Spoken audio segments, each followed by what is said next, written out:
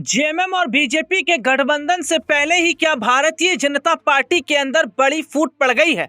जहां एक तरफ चर्चा ये चल रही थी कि खरमास के बाद में झारखंड की सियासत में सबसे बड़ा मोड़ देखने को मिलेगा, क्योंकि खरमास के बाद जेएमएम और बीजेपी का गठबंधन देखने को मिलेगा, तो वहीं गठबंधन से पहले ही बीजेपी के अंदर फूट पड़ गई है और फूट पड़ी है कुर्सी को लेकर।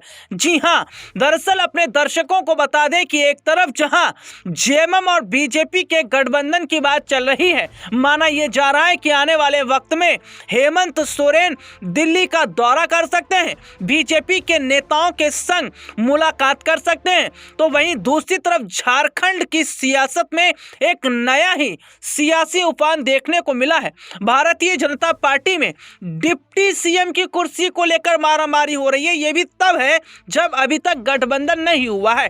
दरअसल ये देखा जा रहा है कि जहां जेएमएम और बीजेपी के गठबंधन की बात चल रही है और अगर गठबंधन हुआ तो सीएम तो हेमंत सोरेन रहेंगे, लेकिन बीजेपी की तरफ से डिप्टी सीएम किसे बनाया जाए, और डिप्टी सीएम की कुर्सी को लेकर जहां चंपई सोरेन, बाबूलाल मरांडी, रमेश हांसदा जैसे कई बड़े ऐसे चेहरे हैं जो अपने आप को इस डिप्टी सीएम कुर्सी के लिए देख रहे हैं। लेकिन इसमें दिलचस्प बात यह है कि बाबूलाल मरांडी का नाम सबसे आगे चल रहा है। इसके पीछे की कई वजह मानी जा रही है। वजह यह है कि जहां बाबूलाल मरांडी कांग्रेस विधायकों को साधने में लगे हैं, यानी कि कांग्रेस विधायकों को तोड़ने में लगे। कांग्रेस के विधायक अगर टूट कर बीजेपी में आएंगे तो इससे बीजेपी का बड़ा फायदा होगा और झारखंड के अंदर बीजेपी का संख्या बल के हिसाब से ग्राफ भी बढ़ेगा। तो यहाँ ये भी देखा जा रहा है कि चंपई सोरेन अगर नाराज हो जाते हैं तो क्या वो बीजेपी को छोड़ देंगे। हालांकि चंपई सोरेन पर बीजेपी विश्वास कर चुकी है। घाटशिला में चंपई के बेटे पर दांव लगाना भारी पड़ गया बीजेपी को, जिसका नुकसान हुआ।